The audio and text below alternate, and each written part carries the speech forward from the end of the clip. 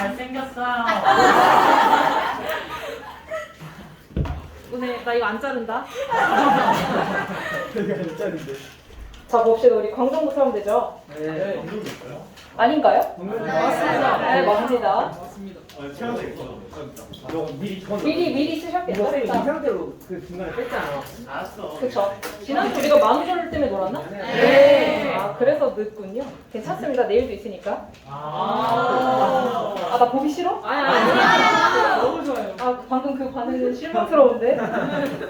광정부터 볼게요. 자 광정은요. 태조 왕건 사후에 살짝 혼란스러웠던 왕위 계승을 한번 극복하고 다시 한번 왕권을 크게 강화시키는 왕이에요. 그래서 왕권 강화를 위해서 노비 안건법, 과거제도, 공복제도를 시행하게 됩니다.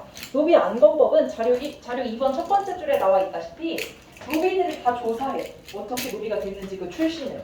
그래서 혹여나 억울하게 강압적으로 굴복해서 노비로 전락된 사람들이 있다면 그들을 원래 신분이 양인으로 승격시켜주는 방법이 노비 안건법이었고요.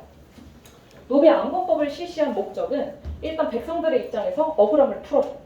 또 왕의 입장에서는 노비 말고 그냥 일반 평민들이 많은 게 세금 내는 사람들이 많아지는 거잖아. 그래서 이 노비들은 세금을 안 냈거든. 그러니까 세금 내는 사람들을 조금 제대로 확보하기 위한 목적도 있었어요. 그래서 노비 안건법 실시했고 과거제도는 뭔지 알죠 다들 그죠? 관리를 시험으로 선발하는 제도였는데 밑에서 세 번째 줄 보시면 광종이 쌍기의 의견을 받아들여 과거제도를 통해 인재를 뽑기 시작하였다라고 되어 있죠. 쌍기라는 사람은 이름에서도 좀 특이하다시피 중국 후주라고 하는 국가에서 고려로 귀화했던 사람이야. 그래서 이 사람이 고려에 와서 뭐 한림학사인가? 그 정도의 직책, 교육과 관련된 직책을 맡으면서 광종에게 제안을 하나 했어. 우리 중국은 대대로 당나라 때부터 과거제도라고 하는 관리 선발 시험이 있어서 이걸 통해서 관리들을 뽑아왔다. 그랬을 때 되게 효율적이고 체계적이었는데 지금 고려를 보아하니 그러한 관리 선발 제도가 하나도 없다. 그러니 너네 고려가 당나라의 과거제도를 본따서 시행을 해보는 게 어떨까라고 제안을 했고 이를 광종이 받아들여서 광종 시기부터 과거제도라고 하는 시험을 통해 관리들을 선발하기 시작했고 공복제도는 뭔지 알죠? 공복제도. 관리 등급 아니 그 공복 말고 성글이 말고 공복제도. 그치 관리 등급에 따라 옷의 색깔을 다르게 하는 거. 마찬가지로 고려시대도 고려시대 나름의 색깔로 정비를 했어요. 자 그럼 그 사이에 있는 공신과 호족 세력을 숙청했다. 이 말은 무엇이냐? 광종이 결과론적으로 보자면 노비안건법, 과거제도, 공복제도, 민생안적, 불교정리 되게 결과는 좋은 정책들이 많았어. 근데 이 사람에 대한 역사적인 평가가 되게 상반되게 갈려. 그 이유는 바로 과정에 있어서 공신과 호족 세력들을 무자비하게 숙청했기 때문이야. 광종의 경우에는 자신의 왕권 강화에 도움이 되지 않는 세력들을 적극적으로 다 제거했고 자신이 무언가 정책을 내놓았을 때 그에 반발하는 사람들이 있다면 다 죽였어. 그래서 아무리 결과나 취지가 좋은 정책을 했던 왕일지언정 그 과정에 있어서 반대하는 세력들을 적극적으로 제거함으로써 자기의 반대하는 사람들을 제거하니 당연히 왕권을 크게 강화하지 지지자들만 남으니까. 그래서 이러한 방식을 채택했던 것은 사실은 좀 비난받는 부분이고요. 자 불교를 정비했대요. 불교 정비. 불교 교종은 사실 예전부터 존재했었고 선종은 신라 말기에 등장을 해서 고려 초기가 되면 교종이든 선종이든 너나 할 것 없이 그 내부에 여러 종파들이 생겨나서 같은 교종 안에서도 주장이 서로 다른 종파들이 혼재되어 있고 선종도 마찬가지였어. 그래서 이러한 좀 카오스를 극복하기 위해서 광종이 교종이랑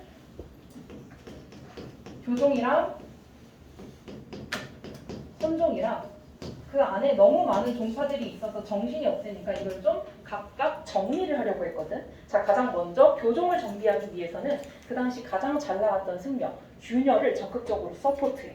그래서 그 균열한테 교종을 네가 나름대로 정리하고 통합해서 나한테 제시해라 라고 했을 때 그 균열가 저 화원종이라고 하는 사상을 중심으로 해서 교종 전체를 통합하게 됩니다. 화엄종을 비롯한 여러 종파들이 있었지만 균열가 저 화엄종을 중심으로 해서 이 교종 자체의 교리를 정비를 해요. 자, 반면 선종의 경우에는 법안종이라고 하는 법안종이 중심이 돼서 여러 가지 종파들을 선종의 하나의 교리로서 좀 통합을 하게 됩니다. 사실 광종의 빅픽처는 뭐였냐면 얘들아, 이 교정과 선종을 한 번 더 합쳐서 불교 자체를 단일하고 정리되고 정돈된 사상으로서 한번 정비를 하고 싶었었어. 그러나 안타깝게도 광종이 사망하게 되면서 여기에 업적까지는 나아가지 못하고 이 전인 교종끼리 정리하고 선종은 선종끼리 정리하는 데에 업적이 그치고 말아요. 그래서 고려 중기 이후로 넘어가서 그때 이후의 승려들에 의해서 이 불교 자체가 통합되는 건 조금 나중의 일이고, 광종 때는 교종은 교종끼리, 선종은 선종끼리 한번 정리가 됐다라고 이해하시면 될 것 같고요. 다음 민생 안정책으로 제위보를 설치하게 됩니다. 제위보는요, 유니세프랑 보건소를 합쳐놓은 거야. 뭘 했던 곳일까? 구원이다. 그렇지. 저 못 사는 사람들, 굶어 죽기 직전인 사람들에게 뭔가의 서포트를 제공해서 조금 살아남을 수 있게끔 도움을 제공했을 것이고, 또 그렇지, 의료시설, 민간인들도 의료 혜택, 치료를 받을 수 있는 그런 기구였어. 그래서 당시 사실은 굶어 죽는 사람이 곧 병든 사람들이고 그들이 곧 치료가 필요한 사람들이었거든. 근데 당시에는 제대로 된 병원이 없었어. 의료 혜택을 받을 수 있는 건 극소수의 왕족이나 고위 관리들 뿐이었거든. 그래서 광종 시기 때 이 제위보를 설치해서 굶어 죽기 직전인 그 빈민들에게 구호 활동을 하거나 아니면 아픈 사람들이 방문했을 때 치료를 해주거나 그러한 역할을 했던 게 제위보예요. 그래서 아래 자료 2번은 복습할 때 한 번 더 꼼꼼하게 읽어보시고요. 성종으로 넘어가겠습니다. 성종은요, 이전에 태조 왕건부터 광종까지 불교를 중요시했던 왕들과 달리 성종은 유교 정치 이념을 크게 강조했던 왕입니다. 성종이 유교 정치 이념을 수용하게 된 계기는요, 최승로라고 하는 사람이 심호 28조를 올렸기 때문이에요. 심호 28조의 내용은 요 아래 자료 3번과 같은데요. 내가 이 자료를 제시하고 나서 이게 심호 28조니까 읽어봐 라고 하면 너네가 그런가 보다 해.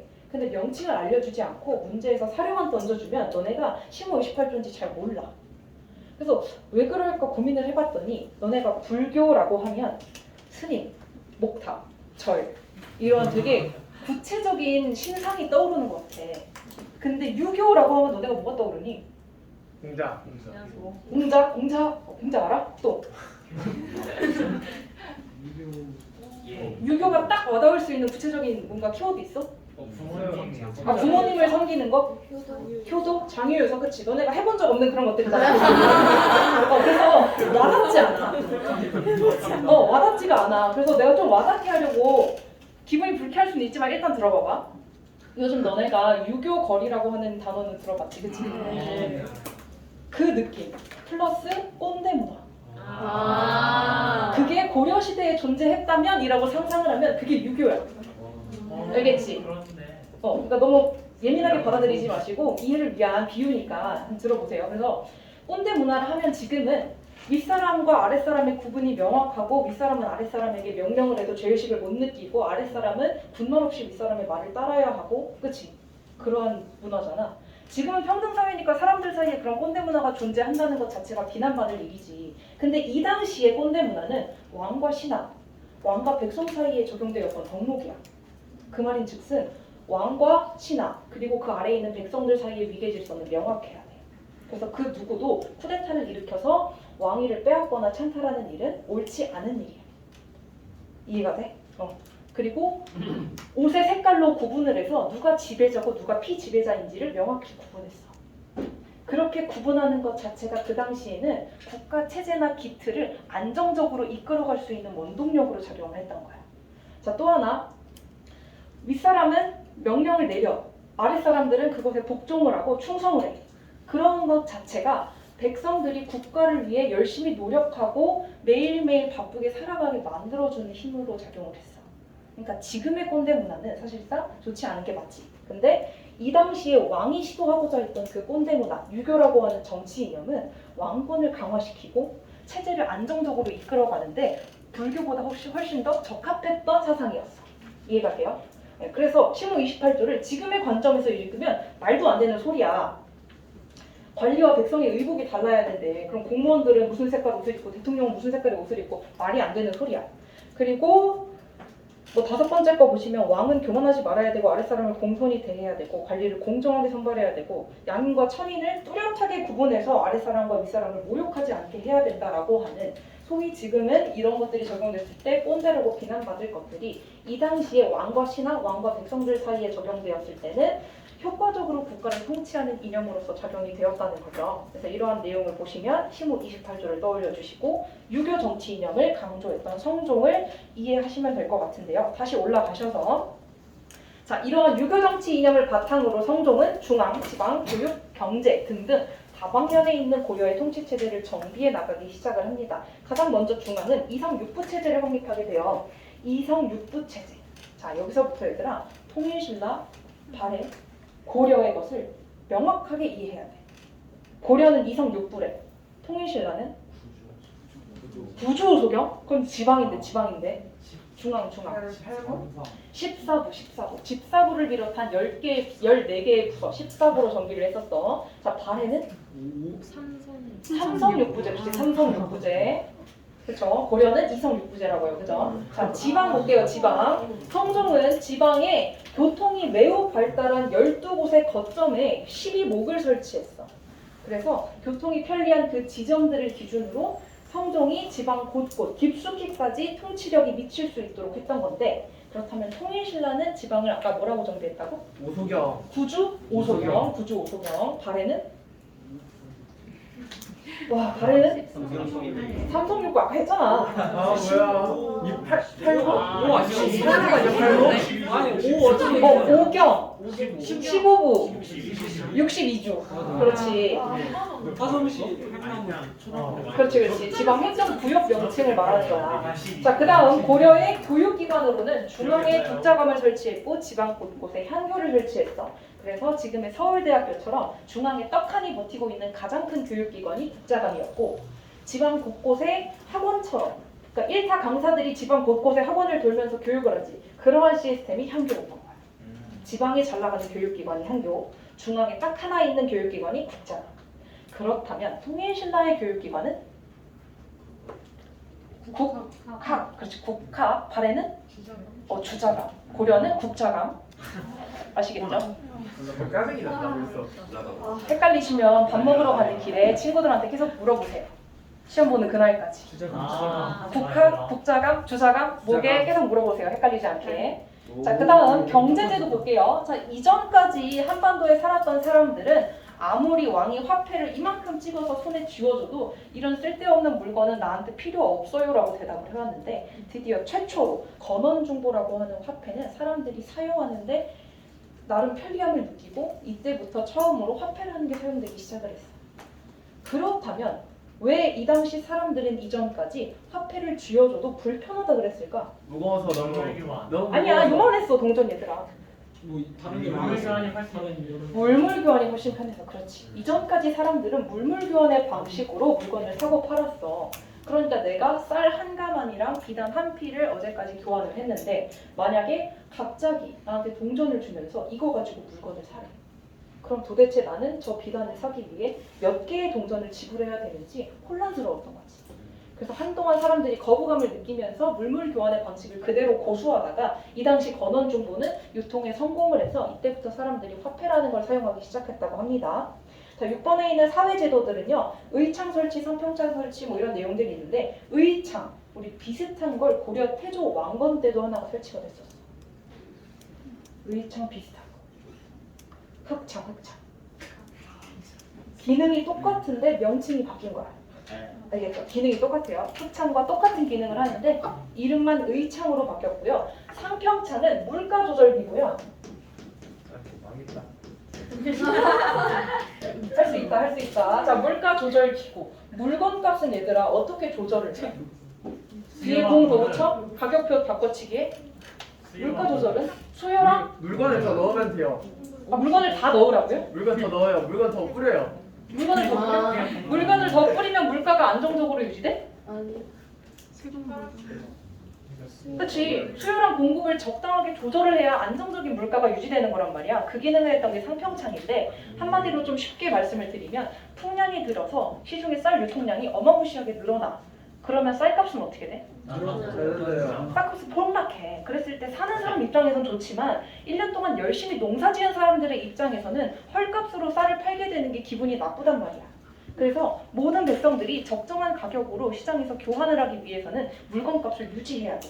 그럴 때 성평창이 했던 것은 시중에 유통되는 쌀을 일부를 사재기를 해서 유통량을 줄여. 그럼 폭락했던 그 쌀값이 살짝 올라가겠지. 그래서 양측의 불만을 무마해. 반대로 똑같아. 시중에 만약에 흉년이 들어서 쌀 유통량이 극히 적어? 그럼 쌀값은 폭등을 해 사실은. 근데 이때 지방 곳곳에 있는 창고를 열어서 남아있는 쌀을 전부 다 유통시켜. 그랬을 때 쌀값이 떨어지는 거야. 지금은 물건값이 크게 폭등하거나 크게 폭락하는 일이 많지는 않아. 근데 이 당시에는 그 해 농사를 망하면 진짜 폭등을 했고 어쩌다가 농사가 잘 지어지면 정말 폭락을 했어. 그래서 매 해마다 쌀값이 너무 변동이 심하니까 그러한 경제 상황을 방지하기 위해서 성평창이라는 기구가 물가 조절의 기능을 수행했고요. 면제법, 줄임말이다. 무슨 줄임말일까? 너네 줄임말 잘 알잖아. 면제법. 면이 뭘까? 면제해주는 거. 그치? 그럼 제는 뭐야? 뭐라고? 재산? 재판? 다시 재미. 재미를 왜 면제해? 그런가? 너네 줄임말 쓴 자격이 없다 야. 아. 재해, 재난이야. 그러니까 재해나 재난을 입어서 한 해 농사를 망친 사람들에게 뭘 면제해주겠어? 세금을 면제해주는 제도지, 그렇지? 내 논두렁, 밭두렁이 다 홍수 때문에 물에 잠겨서 내가 생산해야 될 쌀이 다 썩었어. 그럼 난 팔 쌀도 없을 뿐만 아니라 세금으로 낼 쌀도 없잖아. 근데 그런 사람들에게 어떻게든 세금을 거두는 게 아니라 면제해주는 거지. 배려하는 거죠. 자, 고리대를 제안하기도 했는데요. 고리대는 뭘까요? 이자를 너무 많이 치는 거. 지금 사채업자 같은 사람들 이때도 이자가 있었어요? 있었죠. 심지어 20%에서 30%였대. 너무 세다. 그치. 내가 10,000원을 빌렸어, 예를 들어. 그럼 그걸 갚을 때까지 이자가 2,000~3,000원을 해야 되는 거야. 그러니까 이 당시 정말 먹고 살기 힘들어서 고리대의 힘을 빌릴 만큼 어려웠던 사람들이 어쨌든 쌀을 먹어야만 하니까 고리대의 도움을 받아. 근데 그 순간부터 사실은 구제불능이야. 20~30%의 이자율 때문에. 그래서 이때 성종이 국가 차원에서 직접 나서서 고리대의 이자율이 너무 높지 않도록 좀 조정을 했대요. 그게 몇 %인지까지는 밝혀지지 않았지만 어쨌든 조정을 좀 해줬대요. 자, 그 다음 성종은 유교 정치 이념을 강조했기 때문에 상대적으로 불교 행사들은 축소되었고 불교를 견제하는 모습을 보이게 됩니다. 8번의 거란의 1차 침입은 다음 주제 9번에서 특집으로 다루길 예정이니까 일단은 넘어가고요. 내려오셔서 고려의 중앙지방제도를 보겠습니다. 중앙통치조직은 성종 시기 때 이성육부 체제로 정비를 했다고 했었죠. 그래서 이성육부 체제는 고려가 스스로 만들어낸 게 아니라 사실은 중국의 제도를 본따와서 고려가 적절히 변형시켜서 만들어낸 제도예요. 그래서 이성육부의 이성과 육부는 당나라에 있었던 삼성육부 제도를 본따와서 삼성을 이성으로 개편해서 중서문화성과 상서성의 두 개의 성, 이성으로 만든 것이고 육부는 그대로 육부, 그대로 따왔어. 그래서 이병호형 예공 육부를 마련을 했어. 근데 이성육부 말고도 이 이성육부 체제 안에는 여러 다른 기구들도 포함이 되어 있었는데 대표적으로 중추원의 경우는요. 송나라에 실제로 중추원이라고 하는 기구가 있었어. 이 중추원이라고 하는 기구는 국가 기밀이나 왕명 출납과 같이 탑 시크릿 다큐멘트들만 취급을 하는 특수 기구들이었거든. 그걸 봤을 때 고려가 이런 기구 고려에도 있으면 너무 도움이 되겠다라고 해서 송나라의 것을 그대로 카피해서 와. 그래서 송나라에게 그대로 들어와서 반영된 게 중추원. 그 이외에 관리를 감찰하는 어사대, 재정을 관리하는 삼사 이러한 기구가 있었어. 자, 왼쪽에 연두색으로 표시된 이 두 가지는요. 회의기구예요. 회의기구. 도병마사에서는 국방 문제를 논의했고요. 신목도감에서는 법률 제정을 논의했던 회의기구인데 이 두 가지 기구는 고려에서 독자적으로 만들어낸 기구야. 다른 나라엔 없어. 작년 내가 1학기 중간고사 때 서술형으로 도병마사 신목도감에 참여하는 회의 구성원의 직책과 성격을 쓰라고 했어. 그랬을 때 정답이 이거였어요. 정답 이거였고 올해는 그걸 서술형으로 내진 않았는데 그래도 이해를 시켜드리자면 자, 도병마사 신목도감은 늘상 누군가가 출근해서 매일 회의하는 그런 곳은 아니야. 어떤 일이 발생했을 때 사람들이 모여서 회의하는 곳이었거든. 그래서 중서, 문화성, 상수성, 중추원, 어사대, 3사 이런 데는 매일 출근하는 관리들이 있어. 그 중에서도 국방 문제나 법률 제정 같은 큰 이벤트가 터졌을 때 중서 문화성의 고위 관직자인 재신이라는 직책의 사람들과 중추원의 고위 관료인 추밀이라고 하는 직책의 사람들, 이 사람들만 긴급 소집을 해서 이곳에서 회의를 했어.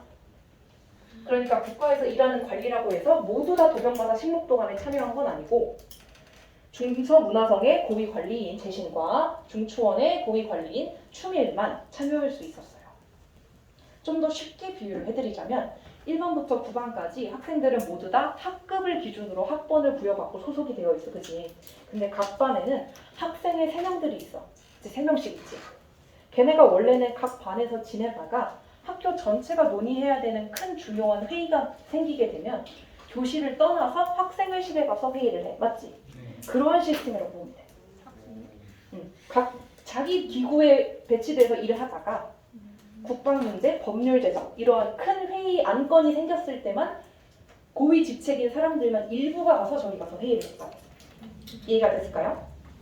네, 그래서 중국의 제도를 본따와서 적절히 변형시키고 새로운 기구들을 만들어서 만든 거예요. 네, 질문? 직책에 따라서 급으로 나누지 않았어요. 직책에 따라서 원래 몇 급 이상은 참여할 수 있고 몇 급 아래는 참여 못한다. 그 2급 이상이 재신이고요. 그 급이 되는 애들의 직책의 명칭이 재신이랑 추밀이에요. 급이 안 되는 애들은 낭사나 다른 이름이 있었어요, 직책. 보통 평가 문제집이나 다 뒤져보니 재신과 추밀 그 이외의 직책을 문제로 내거나 언급한 적은 없더라고요. 그래서 여기까지 아시면 될 것 같아요.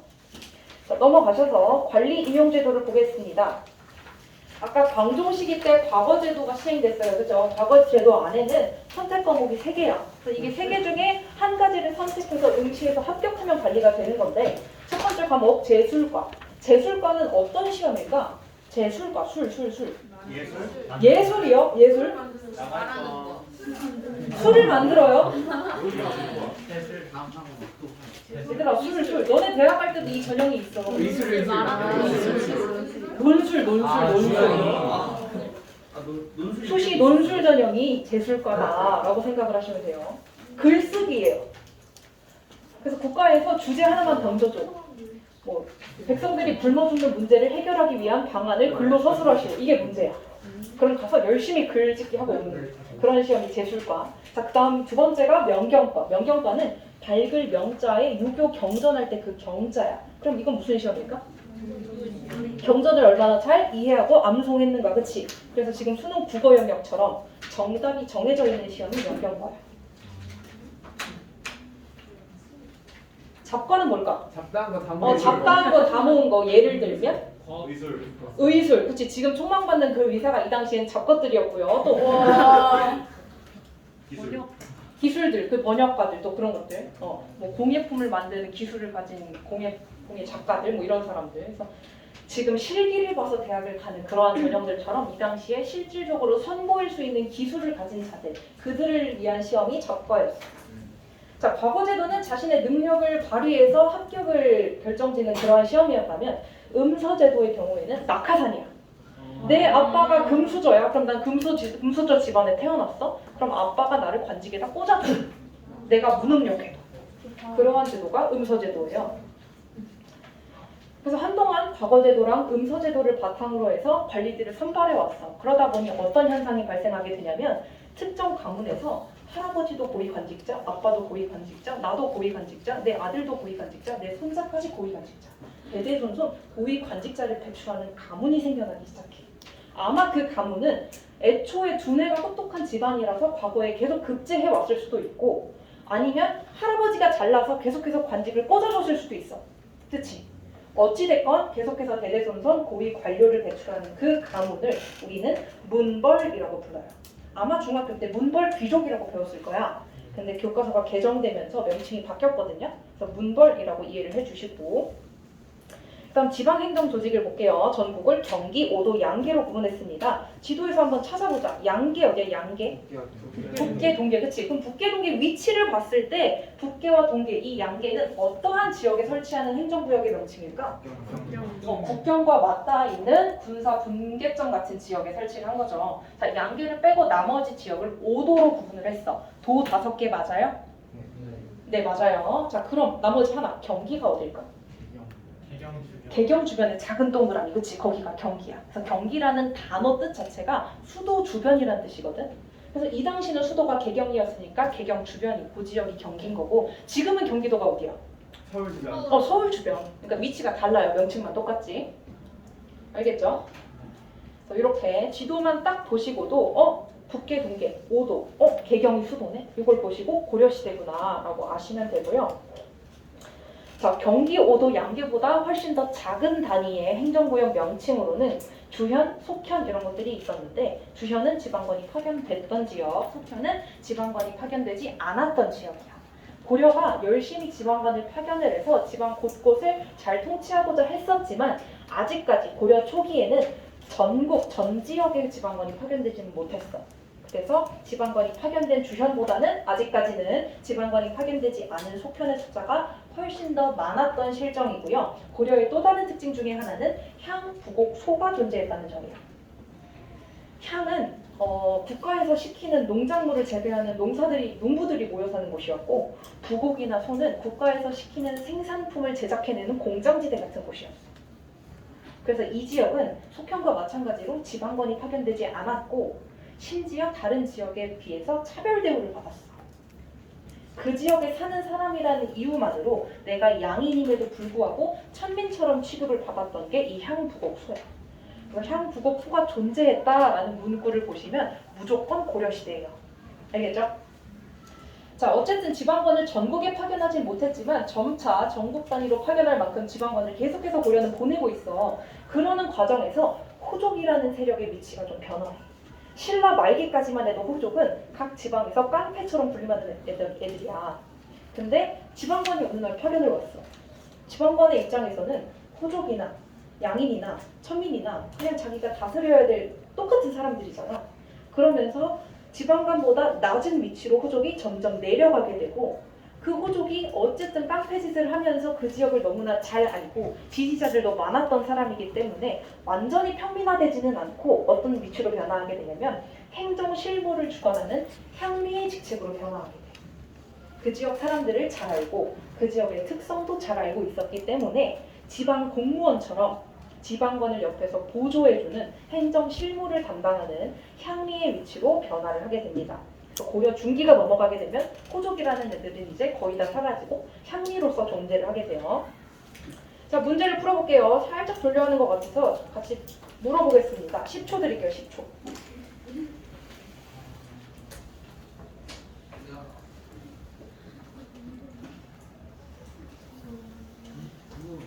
왜 기억이 안 나냐? 나도 이거 같은데. 이거 아니야? 자, 서준아. 우리나라가 무슨 나라야? 고려, 그치? 그래서 내용을 읽어보니까 태조 왕건 시기의 내용인 것 같아. 정답 몇 번일까? 2번 맞아요. 자, 1번 총영청을 설치했다. 조선시대 관련된 이야기고요. 조선시대 인조 때 같아요. 인조 때. 2번 정답이었고 3번 봅시다. 백동화를 발행하였다. 백동화 개항기 시기에 해당하는 설명이고요. 아마도 1892년이었던 것 같아요. 전환국 기억나? 전환국? 동전 찍던 기구? 거기서 만든 거야. 2학기 때 배울 거야. 2학기 때. 자, 4번 상평통보를 주도했다. 어느 나라일까? 조선. 그렇죠. 조선이고요. 2학기 범위겠죠? 아니, 기말고사 범위겠죠? 자, 5번 독서상품권을 시행했다. 이거 배웠어요. 동일신라 어느 왕인지까지 알까? 신문아 아니야? 내가 동그라미 썼는데? 원성왕. 아이고 망했다. 그래서 수능에서는 독서상품과가 원성왕인지까지 모르고 그냥 통일신라인 것만 알아도 지금처럼 풀 수는 있어. 그치? 자, 다음 문제 10초 드릴게요.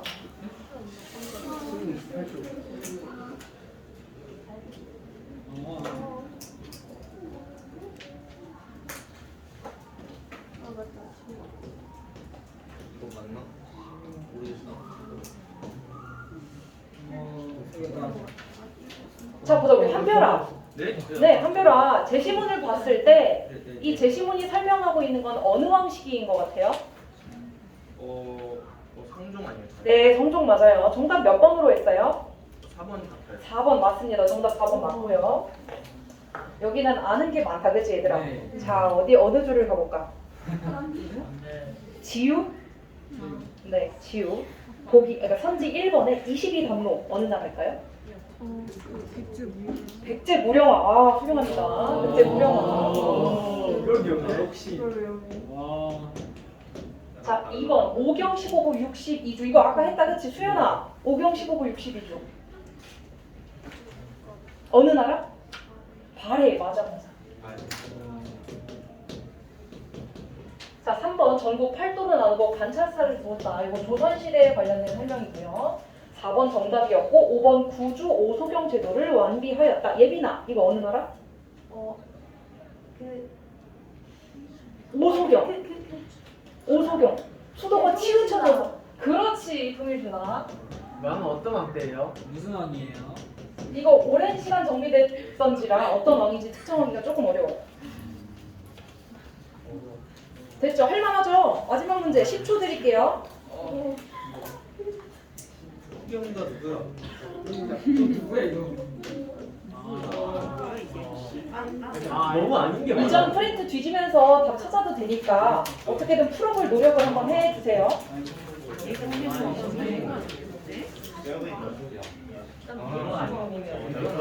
자 가보자. 자 수빈아.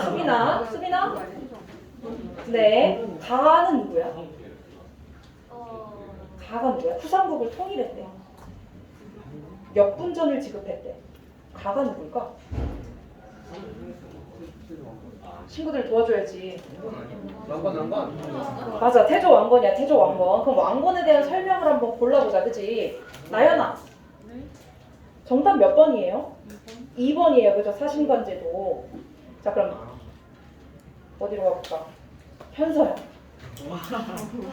1번에 최승모의 시무 28초를 채택했던 건 누구야? 성종. 오케이. 성희야. 네? 4번에 과거제를 시행한 건 누구야?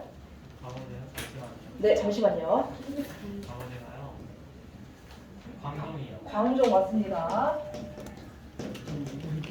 3번에 교정도감 아직 안 배웠죠. 고려 중기 무신집권일 때 최씨 정권, 최충원이 만들었죠. 이거 다음 시간에 아마 배울 겁니다. 다음 시간에. 자, 5번 청해진을 설치했다. 우리 배웠다, 그지? 윤호야. 네? 청해진 어느 나라? 신라. 무슨 신라? 통일신라. 통일신라. 어느 왕인지까지 아는 사람이 있을까? 이거 어떻게 알아요? 정해진이면 흥덕왕. 장보고를 파견했다. 흥덕왕. 지금처럼 어느 왕인지 몰라도 나라만 딱딱 구분을 해도 수능 문제는 다 풀려. 알겠지?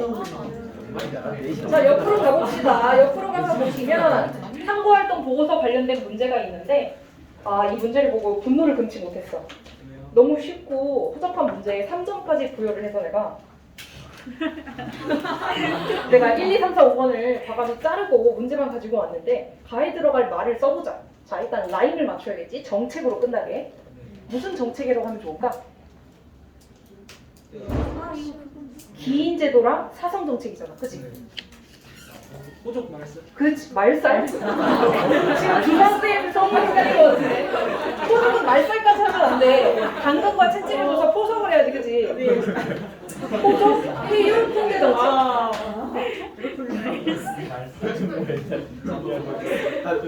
말살하면 안 돼요. 오케이. 이거 왜 나와? 이거는 망하면 안 되겠다.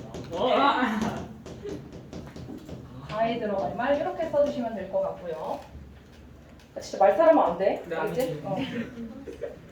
아니 이거 시험이 너무 어렵겠다. 자, 그 다음. 근데 저거 뭐지? 선지를 내가 잘라왔잖아. 다른 선지에 실제로 민족 말살 통치가 있었던 거거든. 그러니까 전혀 말도 안 되는 선지들 사이에 회유 통제 정책을 나 넣어서 저거 있을 수도 있겠다. 표정 말때 절대 말때. 밑줄 친 왕에 대한 설명으로 옳은 것은 밑줄 친 왕은 누굴까 유빈아? 밑줄 친 왕이 누굴까? 어디 위쪽에 있어요? 오른쪽 말풍선 안에. 두 번째. 최승로의 시모 28조를 수용해야 돼. 성종 그렇지. 성종과 관련된 설명 몇 번이야? 얘들아? 3번이요. 3번이죠 그죠? 1번 척화비를 세웠다. 사실요. 흥선대원군은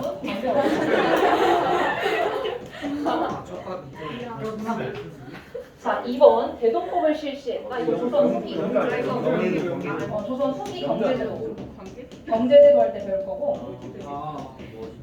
3번이 정답이었죠. 4번 배웠다 얘들아. 4번 대가야를 병합한 거 어느 나라? 신라. 신라 어느 왕? 신왕. 아 오케이 진왕. 오케이 와.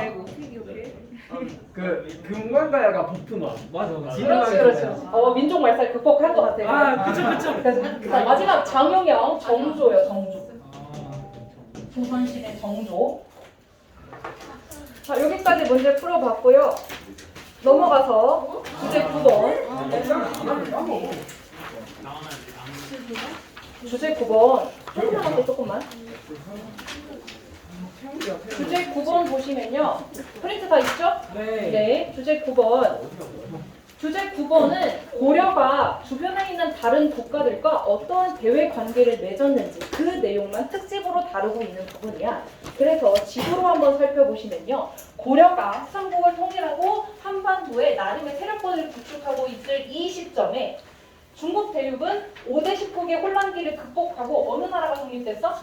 송나라가 성립이 됐어. 그치? 근데 송나라는 이전에 수나라나 당나라의 영역과 비교했을 때는 그만큼 잘 나가지는 못해. 그치? 당나라 기억날지 모르겠는데 여기까지 막 이슬람까지 넘보던 애들이 당나라잖아. 그치? 근데 그거랑 비교했을 때는 그렇게까지 잘 나가진 못하지만 나름 대단해. 그치? 자 위쪽을 보자. 거란이랑 여진이라고 하는 부족이 성장을 하고 있어. 그래서 얘네가 성장을 해서 나중에는 요나라, 금나라와 같이 국가를 건립하게 돼. 그래서 이 시기에 동아시아의 국제 질서를 조금 예쁜 말로 포장을 하자면 고려, 거란, 여진, 송나라가 나름의 독자적인 세력권을 구축하고 있어서 다원적인 국제 질서가 형성되었다라고 말을 하거든요. 그래서 1번의 다원적 국제 질서 그 부분을 보시면 5대 10국을 통일했던 송나라는 고려와 연합을 해서 거란과 여진을 견제하고자 했대. 이거를 설명을 드리자면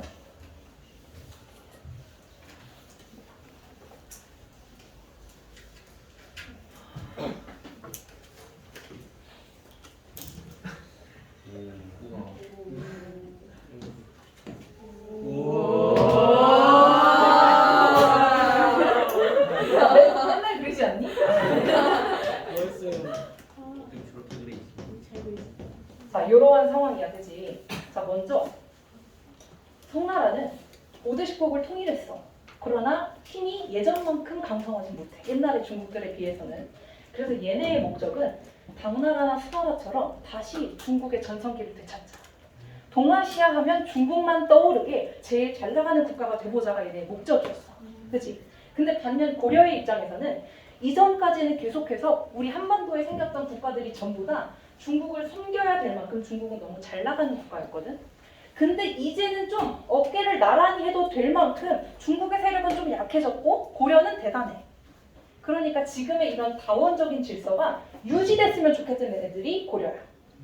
그랬을 때 송나라는 고려에게 계속해서 러브콜을 보내. 왜냐? 양쪽의 연합을 해야 위에 있는 거란과 여진을 앞뒤에서 정신없게 공격할 수 있고 그래야만 이 송나라가 이 지역까지 차지하면서 잘 나갈 수 있거든. 그러니까 송나라는 군사적으로 동맹을 고려랑 맺어서 옛날의 전성기를 되찾고자 계속해서 시도해. 근데 아까도 말했다시피 고려는 이런 거 해봤자 중국 잘 되는 꼴이잖아. 하겠어 안 하겠어? 안 해. 그래서 이러한 군사적인 동맹은 거절하고 고려가 송나라에게 대했던 입장은 뭐냐? 빨대를 꽂아서 필요한 것만 쏙쏙 단물만 뽑아먹겠다라는 게 전략이었어. 송나라는 계속해서 그러니까 그 군사적인 동맹을 맺자 하고 고려는 군사적 동맹 빼고 전부 다 오케이. 이런 얘기인 거지. 알겠지? 그래서 고려는 계속해서 다원적인 외교를 통해서 실리, 단물만 쪽쪽 빨아먹는 정책을 추구하게 돼요. 이 당시 고려의 천하관이 해동천하관이야. 조금 쉽게 설명을 드리자면 외유내강의 정신승리가 해동천하야. 왜냐? 고려 안에서는 국왕이 황제로서 군림하면서 나는 하늘에서 내려온 자손이다. 나는 그만큼 신성하다. 라고 하면서 센 척을 해. 근데 바깥에 나가서 거란이나 송나라나 여진이나 이런 중국에서 시작된 다른 국가들과 대면할 때는 중국에서 시작된 너희 국가를 우리는 예의를 다 갖춰 존중한다. 라고 하면서 살짝 낮은 자세를 취해. 이게 이중인격이어서 그런 게 아니라 고려는 그런 외교적인 유연성을 통해서 전쟁은 회피하고 국내 통치에 있어서는 왕권을 초월적으로 위치시킴으로써 통치를 효율적으로 시도했던 거야. 그래서 이런 식으로 바깥에서는 부드럽게 안쪽에서는 센 척을 하는 방식이 해동천하관이었어. 그래서 1, 2, 3번 다 읽어보시면 이제는 이해가 될 겁니다. 중국 중심의 동아시아에서 중국만 장악하던 그러한 세계관에서 벗어나서 고려 나름대로 세계관을 구축을 한 거고요. 국왕이 스스로 천자, 하늘의 아들이라고 인식을 하면서 스스로 황제국임을 자처했지. 그러나 대외적으로는 신하임을 인정하면서 부드러운 태도를 취했다고요. 그래서 자료 1번 읽어보시면 해동천하관이 드러나니까 뭐 읽어보시면 충분히 알 것 같고 내려가서 송나라의 관계까지만 할게요. 아까도 말했다시피 송나라와 고려의 관계는요. 고려가 송나라의 단물만 쪽쪽 빨아먹는 정책이었어. 그걸 멋있는 말로 실리 외교라고 해요. 실질적으로 이득이 되는 외교 정책을 취했다. 그래서 정치, 경제, 문화적으로 욕구를 충족시켜줄 수 있는 문물은 적극적으로 받아들여. 그러나 군사적인 협조는 어떻게 한다고? 깔끔히 손절. 그래서 바로 이번에 보시면 대장경, 청자제작 기술, 도교, 음악, 의술, 금속공예와 같이 우리가 송나라 걸 그대로 흡수했을 때 아무런 피해 없이 도움만 되는 플러스 요인들 있지. 그건 다 오케이 해. 근데 군사적인 동맹? 그거는 돈도 많이 써야 되고 백성들이 전쟁에 나가서 피해를 입을 수도 있어. 그런 건 안 돼. 라고 깔끔히 거절을 해요. 그게 바로 실리 외교야. 그렇게 해서 나름의 밀당 관계를 구축하고 있는데 이런 관계가 가장 쪼들렸던 게 어느 나라냐면 거란이야. 지금은 얘네가 밀당하면서 잘 지내고 있지만 얘네들이 군사적 동맹을 혹여나 맺게 되는 그 순간에는 그 사이에 끼어있는 거란이 가장 첫 번째 타깃이 될 수밖에 없어. 그래서 거란이 어떤 짓을 하냐? 고려를 침입해. 그래서 송나라랑 친하게 지내지 마! 라고 한단 말이야. 질투를 해. 그래서 여러 차례 침입을 하면서 거란과 고려 사이에 일종의 외교 관계가 수립이 되거든. 나중에 다음 시간에 배우겠지만. 그래서 송과 고려가 밀당하는 그 사이에 거란이 끼게 되면서 이제 송나라는 대놓고 공식적으로 고려에게 군사적 동맹이라는 러브콜을 보내지는 못해. 이대로 둘 관계가 끝나는 줄 알았지만 우리 고려는 끝까지 송나라한테 빨대 꽂아서 문물을 수용했어. 무슨 말인지 알겠지? 그래서 동그라미 3번에 보시면 거란과 고려 사이에 나중에 뭔가 모종의 외교 관계가 수립이 돼, 성립이 돼. 그 이후에 송나라랑 고려 사이에는 공식적인 교류는 단절됐어. 그러나 뒷공문이로 계속해서 문물을 수용하는 교류는 지속했다. 이해가 되죠? 자, 바로 3번에 보시면 병란도라고 하는 국제무역항이 언급되어 있는데요. 수도였던 개경 인근에 흐르고 있었던 예성강 하구, 바다랑 연결되는 그 부분에다가 항구를 구성을 했고요. 사진으로 보시면 이런 식으로 강이 넓어져서 바다가 되는 그 지역에 항구를 조성을 해서 이 지역에 고려 상인들뿐만 아니라 여진, 거란, 송나라 상인, 심지어 저 멀리 있는 아라비아 상인들까지 여기 와서 교류를 했대. 그래서 그때 아라비아 상인들이 고려를 꼬리아라고 부르면서 지금의 코리아라는 명칭이 생겨났다라는 말도 있죠. 그래서 위치는 송도, 개성, 수도에서 흘러나오는 강 예성강 하구에 병란도가 위치하고 있고 여러분들이 가지고 있는 지도에 표시를 해드리자면 이 지도를 기준으로 볼 때 수도가 여기 개경이고요. 위에서 흘러나오는 이 강이 예성강이야. 그러니까 예성강하고 이 지점이 병란도예요. 여기다가 동그라미 치고 병란도라고만 써주세요. 원인은 어디 있어? 그 다음 장. PDF에는 없어. 오픈 채팅방에 사진만 따로 올려드렸어요. 복붙 좀 해주세요.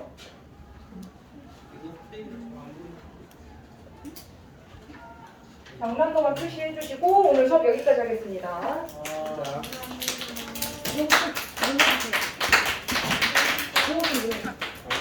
병원도 어떻게